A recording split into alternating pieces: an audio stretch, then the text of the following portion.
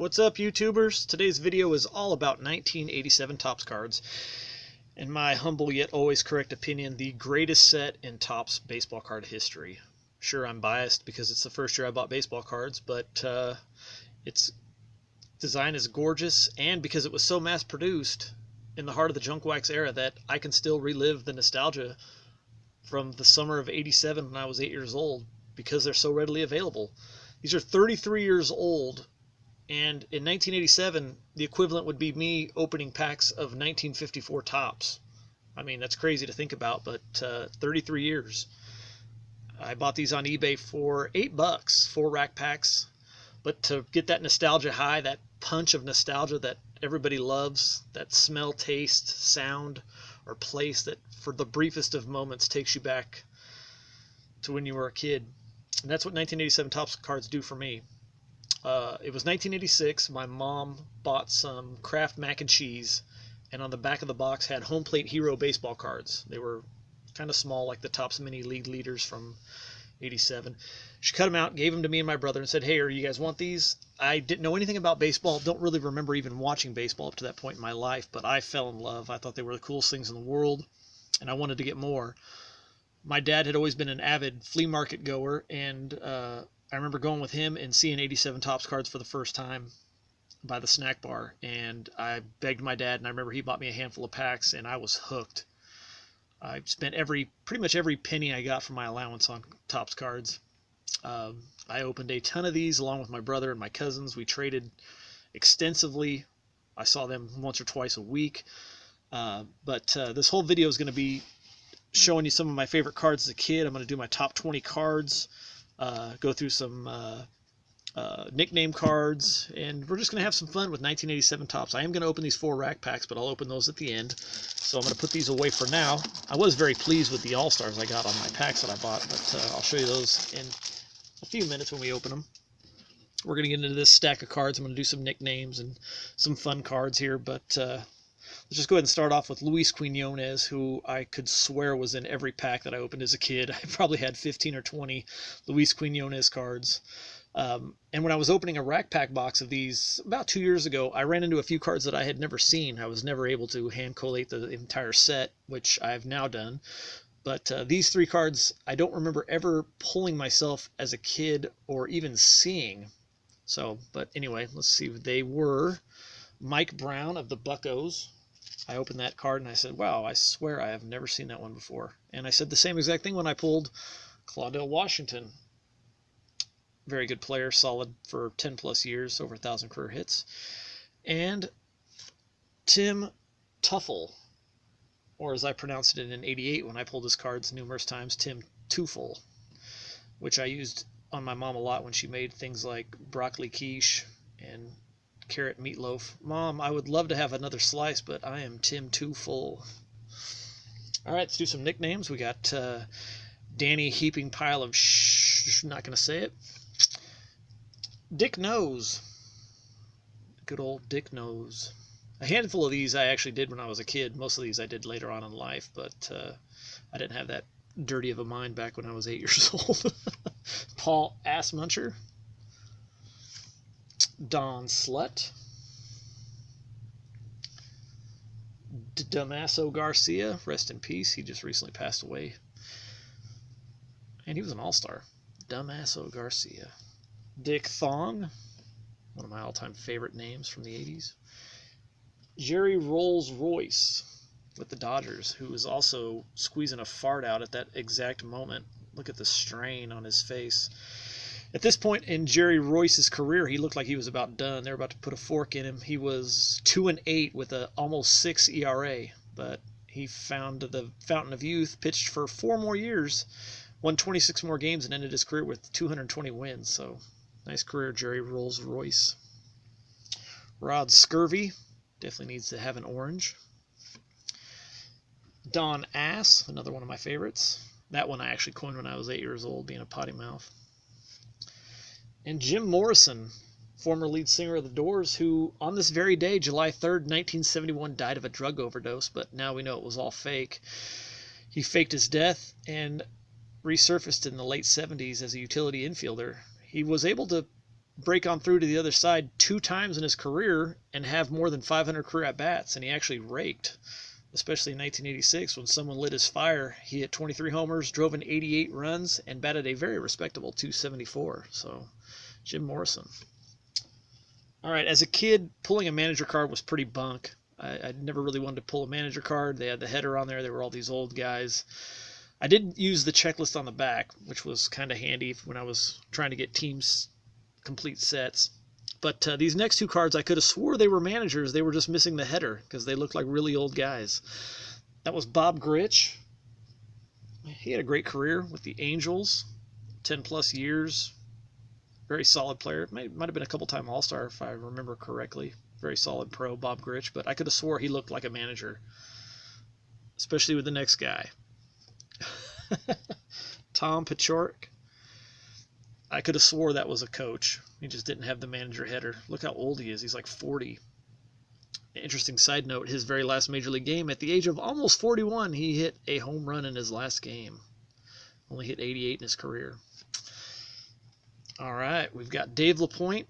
Nothing too obviously weird about this card other than he is bulging with confidence, as is Aurelio Lopez. We've got Cliff Johnson. I always thought it was interesting, even as a kid, that he didn't even Velcro up his batting gloves. He was so old school. Ernie Riles. On the top of his batting helmet, I couldn't tell if that was sun heat reflecting off of the helmet or if he had a cobweb up there. Since he was wearing long sleeves, I ruled out the heat reverberating off his helmet, and it was a cobweb. Anyway, we've got Jim Gantner, another Brewer. Your logo is stitched on backwards.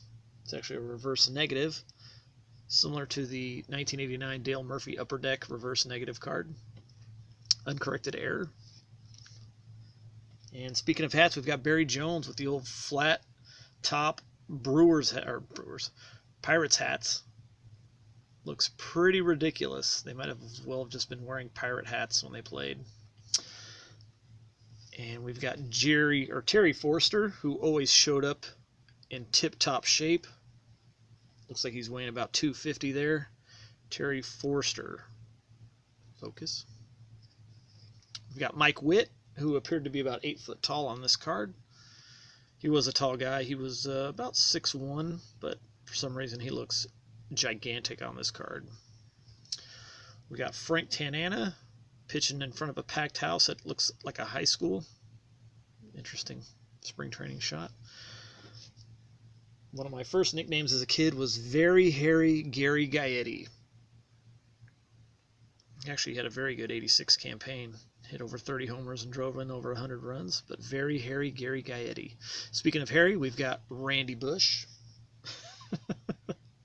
Love those baby blue Minnesota Twins uniforms from back in the day. The Wind Twins, like their logo said. We've got Juan Espino. Nothing interesting about this other than he batted 160 for the year, and for every base hit, he gently would place his bat down. Wouldn't do a bat flip or anything, just gently place it down. We got Bruce Benedict Arnold with a bunting technique only a true traitor of your country could appreciate. This card I remember as a kid, Fred Tolliver, he looked petrified to be pitching, like he's facing Babe Ruth with the bases loaded. He just looked scared out of his mind. He must have been facing Mike Fichlin. No one struck fear in an opposing pitcher. Mike Fichlin in the batter's box. He's choking up enough to be like Clayton Kershaw in the playoffs there. Look at that intimidating presence. Mike Fichlin. We got Reggie Williams showing up to spring training with a severe case of cheese lips or whatever you want to call it. Look at this guy in the tuxedos pointing. Look at all the crap on those lips. I don't know if that's a sign of crack addiction or if he just got a severe dry mouth. I don't know what is on the corners of Reggie's mouth. I always wondered as a kid too. We got Joel Davis with a nice unibrow going there. Thought he was going to win the award for best unibrow in the bigs until Sammy Stewart showed up and took home the top prize. That unibrow has no peers. I mean, that is outstanding. Not to mention he's got a softball-sized wad of chew in his mouth. Vern Rule. I could have swore he was Craterface, the rival of the T-Birds in the movie Grease as a kid. Anybody see the resemblance? Know what I'm talking about? All right, these next 3 cards were always debated between my brother and my cousins as the worst 3 cards in the set, just for being goofy looking or being funny. So they are Neil Allen of the White Sox, just goofy hair, double chin, just an overall goofy looking card. And there was John Henry Johnson with the name that would make any president jealous, and a fro to do the same. John Henry Johnson. And now the card that took the cake as the worst card in 1987 Topps. Ed Lynch and his multiple chins. I can't believe that was the card they chose. Ed Lynch is now a GM, I believe, somewhere in the league, but that was our vote for the worst card in the set. Just creepy, funny looking card. All right, let's move right along to my top 20 cards. We got to remember, when I was 8 years old, didn't watch baseball that much. There was only a handful of names of players that I knew. Statistics were foreign to me. The only one I knew was home runs and strikeouts for pitchers. Home runs for hitters, strikeouts for pitchers. So if you had an action shot, in my mind, you were a very good player. So there's going to be a lot of action shots here. These were cards that I thought was really cool when I was a kid. We got Charlie Moore trying to throw out someone stealing second. We got Willie Randolph here of the Yankees, so we can assume it was probably Rickey Henderson. As a kid, I always wondered, did he throw him out? But now that I see Willie Randolph probably batted second, Rickey Henderson leading off with a single or a walk, probably stole second on Charlie Moore, so case closed. Rickey was safe. At number 19, we got Tony Jalapena. Great looking action shot. Going to be a play at the plate. That's obviously Shea Stadium with the blue above the dugout there. And the next card confirms that it is Shea Stadium, because we got Wally Backman sliding in, probably in the same sequence of pictures. That's obviously Tony Pena there still. We got the yellow hat, the sleeve just below his elbow. Great action shot. Going to be a lot of Mets in my top 20 cards. I was a big Mets fan back in the day. Strawberry and Gooden were my first favorite players. And that logo was just the best looking. Plus, the Mets won the World Series the year before, so they probably sold their soul to have the best looking action shots in the set. So that's Wally Backman at number 17. Or number 18, excuse me. 17, we got Jack Clark with his hair looking like a Dragon Ball Z character. I just thought that was a cool shot. Looks like he's caught in a rundown almost between third and home. And at this point in my life, I didn't know Jack Clark was such a douche. So next up, we got Ron Darling, also of the Mets. Perfectly centered action shot. Just looks really good. Plus, he had a cool last name, Ron Darling. So number 15, we got Rickey Henderson, the Man of Steel. I knew on the back he was really good because it says on the back, italics, means he led the league, and he led the league in a lot of stuff because he was good. Plus a cool action shot. Yankees logo looked really cool. What was that? Number 15, we got Chris Brown. I know he ended up beating his girlfriend later in life, but he was the man with the Giants, or he looked like the future of the Giants back in 1987. Great action shot as well. Number 14, we got Gary Carter, the kid. Obviously another great action shot. Mets at home at Shea, playing the Phillies, throwing out a runner. Cool card. Don Mattingly, one of the few names that I did actually know back in 1987. Probably the best player in the game at that point. Great action shot. Batting stance. Cool looking card. Same with Bill Buckner. Nice looking card.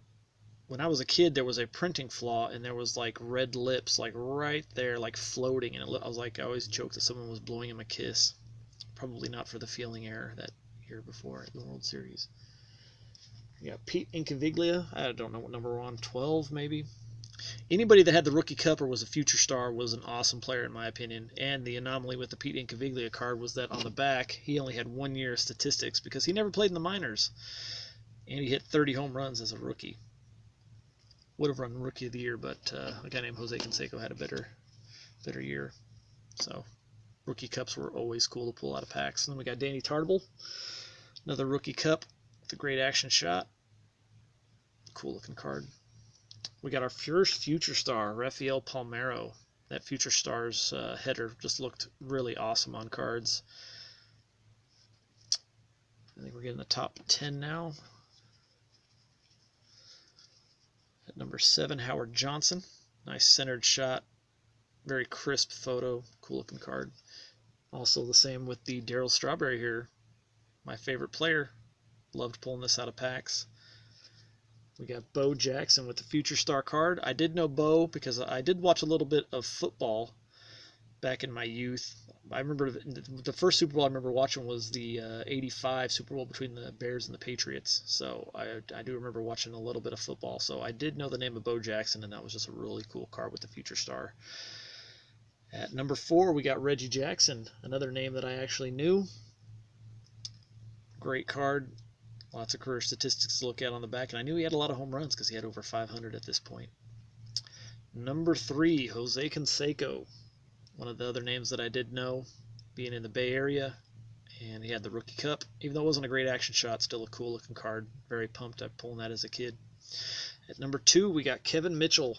Another play at the plate, cloud of dust, great action shot, great card. And number 1, Wally Joyner. He was on the box. He had the cool nickname Wally World. Angels were good back then. Rookie Cup. Great action shot. It's still a nice looking card, even though his career kind of fizzled out after his first 3 years. But he still was in the league for a long time. Very respectable, very respected player as well. But that was the most desirable card and my favorite card when I was a kid. So there's my top 20 cards from that set.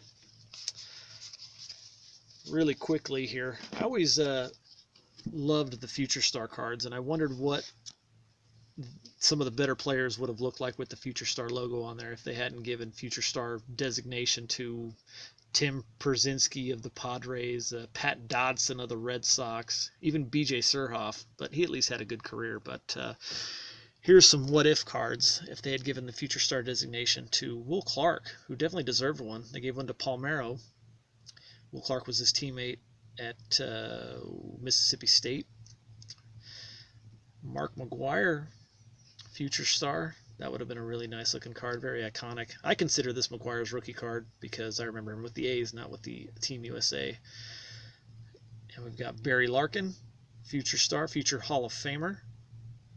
Barry Larkin. And of course, Barry Bonds, Mr. Steroid himself, sporting the Future Star banner. Those would have been very nice cards. I'll put those up as background. Because I'm a dork and I love arts and crafts, I was able to make those fairly easily. So, we're already at 17 minutes and I haven't even opened a pack. I apologize. But I do love my 1987 Topps cards. I'll go ahead and get into... I'll probably just open 2 of them now. So I got such a long video.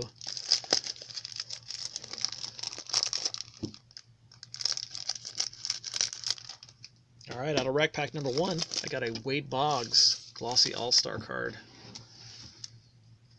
I already have the entire set, but a little off-center too, but I don't mind getting duplicates of my Hall of Famers. Dennis Oil Can Boyd. We got Darrell Evans with the bad complexion, but good career, over 400 homers. The Bulldog, Oral Hershiser. Great 1988 season, one of the best pitching seasons in history with what he did for the Dodgers, winning the World Series as well. Joe Niekro with the Yankees, famous knuckleballer. Check out his video on YouTube when he's scuffing the ball up and he tries to get rid of a fingernail file in his back pocket. It's pretty comical. Jerry Willard with the A's. Dan Gladden with the Giants, back when he used to bat leadoff for the Giants before he went to the Twins and won a World Series. Mike Boddicker, the Orioles. Some kind of printing flaw across that one. Mike Easler with the Yankees, nice shot. Jim Leland, manager of the Pirates. He's got a good video on YouTube too where he's giving Barry Bonds the business during spring training, just cursing him out. Bob Walk, another Pirate. Mickey Hatcher with the Twins. Keith Hernandez, the Mets, very good fielder. I think he won like 10 straight Gold Gloves at first. Jeffrey Leonard with massive zit on his cheek, or is that just a printing flaw? I can't tell. Rob Woodward. Aforementioned Gary Carter, great shot, good card. Larry Sheets, always eats his beats and hit 31 home runs in '88. Argenis Salazar with the Royals. Bruce Bochy, great coach, Padres catcher. Chris Bando. Mike Bielecki, later with the Cubs, who was actually pitching a gem of a game in Game 5 of the NLCS in '89 until Will Clark's 2-out hit off Mitch Williams ruined the day. Terry Kennedy, Padres. Benny DiStefano, don't remember Benny. Dick Hauser, big old Dick Hauser. Alvaro Espinoza with the Twins. Frank DiPino. Scott Bankhead with the Royals. Tim Conroy. Steve Boros, manager of the Padres. Bruce Berigny, the Mets. Rick Cowboy Cerrone. Dwayne Ward with the Blue Jays. John Kruk, rookie. I always wondered who Rack was. If anybody knows, let me know. Doug Sisk with the Mets. Randy O'Neal. Dodgers leaders. We got, I can't tell who that is. Mike Scioscia, maybe. Can't tell who the other two guys are. Rick Leach. First All-Star card, Dave the Cobra Parker. There's Pat Dodson, Future Star. They should have given that Future Star designation to any one of those guys back there, but they gave it to Pat Dodson, who at this point in his career was like, what, 59, like 26 years old. He might have been a Future Star, coming off 27 home runs at Pawtucket. Rick Anderson with the Mets. Braves leaders, we got, I'm trying to remember those names, Rafael Ramirez and, grief, I'm going blank on the other guy, little mustache, Glenn Hubbard. Harold Reynolds, good announcer for MLB Network. Checklist, Mike Loins. Brad Havens, the Orioles. Gorman Thomas, the Brewers, former MVP. Andres Thomas, another Rookie Cup winner. Rich Gedman, who had a horrible inning in Game 6 when the Mets made the comeback. Luis Aguayo with the Phillies. Ken Phelps bat. It's a reference from Seinfeld. And Greg Swindell finishing off that pack. So I'm not going to open the other 3 packs. I already got a 22-minute video. So in the comments, let me know. Do you love 1987 Topps cards, or is it just me? So hope you enjoyed the video and my walk down nostalgia lane. And we will see you next time.